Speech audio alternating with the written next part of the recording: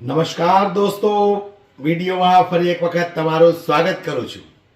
વિસાવદરની જનતા આયાતી ઉમેદવારને તક આપતી નથી, એટલે કે ત્રીજા ઉમેદવારને વોટ આપતી નથી. એક પત્રકારે ગોપાલ ઇટાલિયાને આવો સવાલ કર્યો કે વિસાવદરની જનતા આયાતી ઉમેદવાર એટલે કે ત્રીજા પક્ષનો જે ઉમેદવાર હોય છે એમને વોટ આપતી નથી, કોઈ જીતવાની તક આપતી નથી. આવું કેમ બોલ્યા? જે બોલ્યા તે બોલ્યા, પણ આ વાતનો ગોપાલ ઇટાલિયાએ શું જવાબ આપ્યો? હવે આ તો ગોપાલ ઇટાલિયા છે. નરેન્દ્ર મોદી જેવા દિગ્ગજ નેતા જો સામે સવાલ કરે તો એમને પણ ગોપાલ ઇટાલિયા માર ફાડથી જવાબ આપી દે. તો આ તો એક પત્રકાર છે. હવે ગોપાલ ઇટાલિયાએ શું જવાબ આપ્યો છે બરાબર ધ્યાનથી સાંભળજો, 5 મિનિટનો સમય કાઢીને. એક તરફ તમને હસવું પણ આવશે અને બીજી તરફ તમને એવું થશે કે ખરેખર જે રીતે ગોપાલ ઇટાલિયાએ જવાબ આપ્યો છે એવો જ નેતા વિસાવદરની જનતાને મળી જાય ને તો વિસાવદરની જનતાનું તો ભલું થઈ જાય. જે રીતે પત્રકારે ગોપાલ ઇટાલિયાને કીધું કે ભાઈ ત્રીજા ઉમેદવારને વિસાવદરની જનતા ક્યારેય તક આપતી નથી, અને ત્યાર પછી ગોપાલ ઇટાલિયા શું બોલ્યા છે થોડો સમય કાઢીને દોસ્તો સાંભળો તમે એકવાર.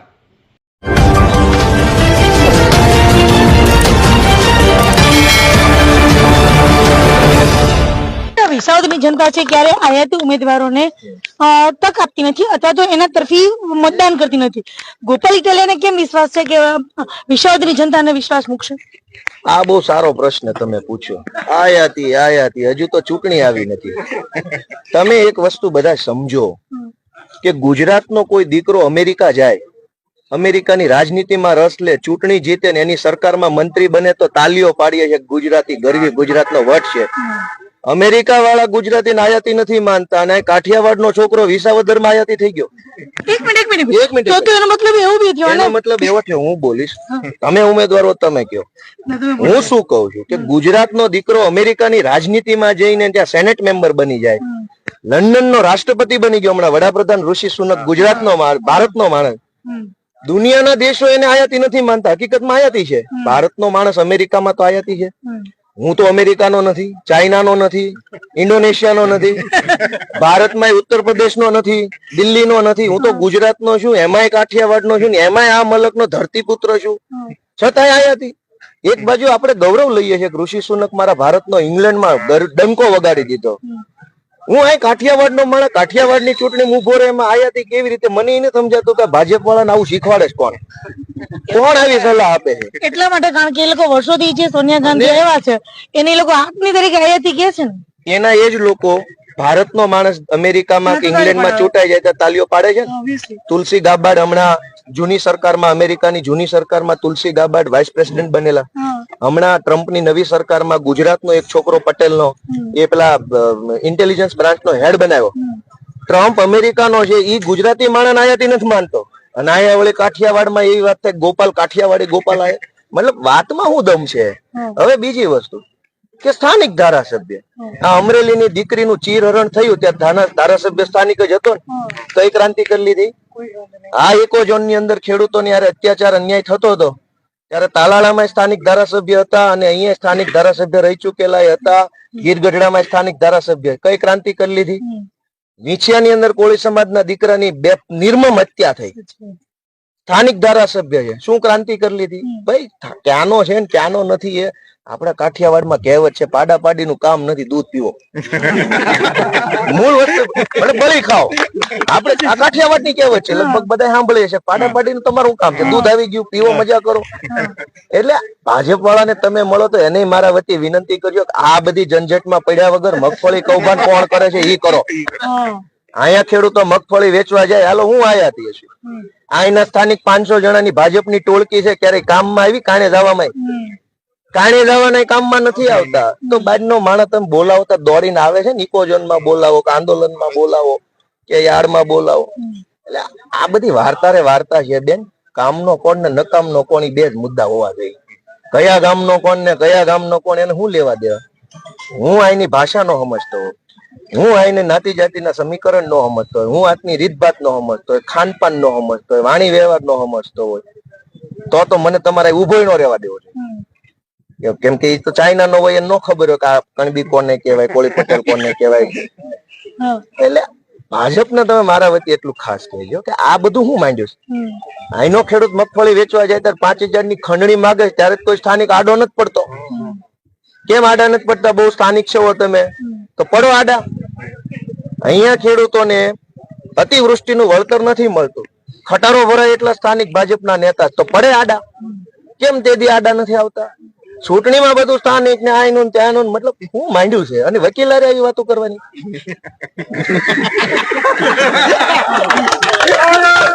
ભાજપની સરકાર છે ને એના ખૂંટિયાના ગળામાં ડેરો નાખવાનું કામ વિસાવદરથી કરવું પડે છે.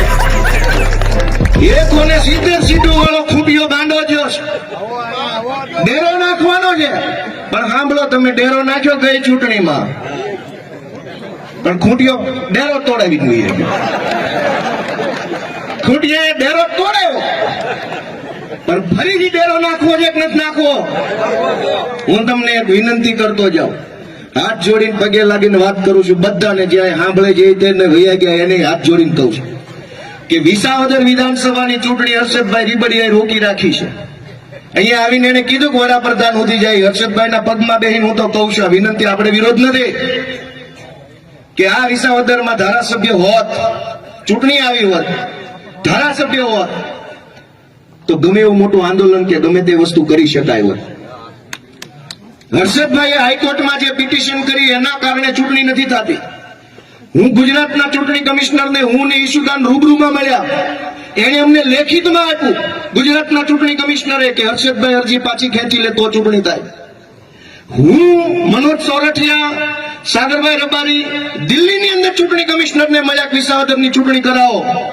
એને લેખીને આપ્યું, લેખિતમાં આપ્યું ભારતના ચૂંટણી પંચે લેખિતમાં કે હર્ષદ રીબડિયાએ હાઈકોર્ટમાં અરજી કરીને એટલે ચૂંટણી નહીં થાય. તમે વિચાર કરો, એક ધારાસભ્યને એક વર્ષે 1.5 કરોડ રૂપિયા ગ્રાન્ટ મળે, 20 કરોડ ધારાસભ્ય સાહેબ 20 કરોડ રૂપિયા બીજા અલગથી દર વર્ષે ખાલી રોડ બનાવવા માટે મુખ્યમંત્રીના કોષમાંથી પૈસા મળે. 20 કરોડ અલગથી, 1.5 કરોડ અલગથી જનતાનું કામ કરવા માટે. હર્ષદભાઈ અરજી પાછી નો ખેંચે, બે એક પાર્ટીમાં છે, છતાંય જો હર્ષદભાઈ અરજી પાછી નો ખેંચે એના કારણે વિસાવદર વિધાનસભાની અંદર 100 કરોડ રૂપિયાનું નુકસાન થવાનું. આ 4 વર્ષની 1.5 કરોડ લેખે 6 કરોડની ગ્રાન્ટ, 20 કરોડ લેખે 80 કરોડ બીજા એટીવીટીની ગ્રાન્ટ, જિલ્લા આયોજનની ગ્રાન્ટ, બીજી ડીએમએફ ની ગ્રાન્ટ, આયોજન પંચની ગ્રાન્ટ, હજારો ગ્રાન્ટો ધારાસભ્ય નહીં હોવાના કારણે પાછી જાય છે. અને એનો દોષ હું જાહેરમાં કહું છું કે હર્ષદભાઈની અરજી ઉપર જાય છે. અને એ હર્ષદભાઈ અહીં આવીને સલાહ આપે છે. 100 કરોડ રૂપિયાનું નુકસાન વિસાવદર વિધાનસભાને જઈ રહ્યું છે. વાત ખાલી ઇકો ઝોન પૂરતી નથી. ધારાસભ્યની ગ્રાન્ટ ક્યાં જાય? ધારાસભ્ય નહીં હોય, ગ્રાન્ટ સરકાર બીજી રીતે વાપરી જશે. દર વર્ષે ખાલી રોડ બનાવવા માટે એક ધારાસભ્યને 20 કરોડ મળે, મુખ્યમંત્રી આપે. તમે કહો આ વિસાવદર ભેસાણ વિધાનસભામાં રોડની જરૂર છે કે નહીં? ધારાસભ્ય હોત તો આ નહીં તો બીજા નહીં તો ચોથા ગામમાં રોડ બને હોત કે ન બને હોત? ધારાસભ્ય હોત તો ગ્રામ પંચાયતની અંદર ઘણા ગામડાની અંદર પેલું નમૂના નંબર 2 નથી કાઢી આપતા, માલિકીનું પત્રક કાઢી આપતા હોત ધારાસભ્ય લડાઈ કરે તો. ધારાસભ્ય નથી, ચૂંટણી થવા દેવી નથી. જમીન માપણીની અંદર એવડો મોટો પ્રશ્ન ઉપસ્થિત થયો છે, આની જમીન આમાં, આની જમીન આમાં, કાગળિયામાં આમથી આમ ભરી ગયા. વાત સાચી છે ખોટી? કોણ રજૂઆત કરશે? ખેડૂતો માટે હું જી આપી દઈશ, પણ ચૂંટણી નહીં થવા દઉં. ચૂંટણી નહીં થવા દઉં, ધારાસભ્ય નહીં બનવા દઉં, તમારા 100 કરોડનું નુકસાન કરાવીશ. તો આપી દીધો કે લઈ લીધો? આપણે કોઈનો વિરોધ નથી. હું તમને કહીશ, તમને સમજાય, 100 કરોડ રૂપિયાનું વિસાવદર વિધાનસભાને નુકસાન જવાનું છે ચૂંટણી 27 સુધીમાં. તમને માન્ય છે કે અમાન્ય છે? કેવો છે? 100 કરોડ રૂપિયા વિકાસના કામ માટે, ક્યાંક રોડ બને, ક્યાંક નાળું બને, ક્યાંક ગટર બને, ક્યાંક બ્લોક નખાય, ક્યાંક અવેડો બને, ક્યાંક સ્મશાન બને, ક્યાંક શાળાનો ઓરડો બને, ક્યાંક દિવાલ વંડી વોલ બને, કમ્પાઉન્ડ વોલ બને, ક્યાંક પશુ દવાખાનું બને, ક્યાંક બીજું બને, ક્યાંક ભૂગર્ભ ટાંકો બને, ક્યાંક ઉપરનો ટાંકો બને. કાંઈ નહીં બને 27 સુધી. શું કામ? હર્ષદભાઈ ને ભૂપતભાઈ બે એક પાર્ટીમાં જઈને બે ભેગા મળીને વિસાવદર ભેસાણની જનતાને છેતરવાનું કામ કરે છે. અમારે શું વાંધો છે? હાલો. એટલે હું એમ કહેવા માંગુ છું કે બધા જ રોગ, બધા જ સમસ્યાઓનો રામબાણ ઇલાજ ખૂંટિયાના ગળામાં ડેરો નાખવાનું કામ વિસાવદરથી ફરીથી આપણે કરવાનું દોસ્તો. અને મોટી તકલીફ શું છે? મહત્વના બે મુદ્દા કહીને મારી વાત પૂરી કરું કે મોટી તકલીફ શું છે. તો હવે વિસાવદરની જનતા પણ ભારતીય જનતા પાર્ટીના આ જુમલાઓથી થાકી છે. ત્યાંના ખેડૂતો થાક્યા છે. હવે આયાતી ઉમેદવાર હોય કે ત્રીજા પક્ષનો ઉમેદવાર હોય એ નથી જોવાનું. જોવાનું એ છે કે કયો ઉમેદવાર ચૂંટણી જીત્યા પછી નેતા બનશે ને નેતા બન્યા પછી સામાન્ય લોકોના કામો કરશે, ગરીબ મધ્યમ વર્ગના લોકોના કામો કરશે, ખેડૂતોના કામો કરશે. એ જોવાનું છે. એટલે આ વખતે કંઈક વિસાવદરની જનતાએ મન બનાવી લીધું છે કે આ ભ્રષ્ટ જુમલેબાજ પાર્ટી જે ભારતીય જનતા પાર્ટી અત્યાર સુધી ખેડૂતોને, જનતાઓને મૂર્ખ બનાવતી આવી છે, એ પાર્ટીને હવે અહીંથી હાંકી કાઢવાની છે. એટલે વિસાવદરની જનતા ગોપાલ ઇટાલિયા સાથે છે. સ્પષ્ટ સોશિયલ મીડિયાની અંદર દેખાઈ રહ્યું છે. તમે ગોપાલ ઇટાલિયાની સાથે છો કે નહીં દોસ્તો? મને કોમેન્ટ બોક્સમાં જરૂરથી જણાવજો. વિડીયો તમને કેવો લાગ્યો મને કોમેન્ટમાં કોમેન્ટ કરીને તમારો મંતવ્ય પણ જરૂરથી જણાવજો. હાલ આટલું જ વિડીયોમાં, પણ વિડીયોને વધુમાં વધુ શેર કરી દરેક લોકો સુધી પહોંચાડી દો, એટલે દરેક લોકોને ખબર પડે કે વિસાવદરની જનતા બીજો પક્ષ હોય કે ત્રીજો પક્ષ હોય, હવે વિસાવદરની જનતાએ મન બનાવી લીધું છે કે જે નેતા એમના માટે કામ કરશે, ખેડૂતો માટે, ગરીબ લોકો માટે, મધ્યમ વર્ગના લોકો માટે, એવા જ નેતાને વિસાવદરની જનતા વિસાવદરની સીટ સોંપશે.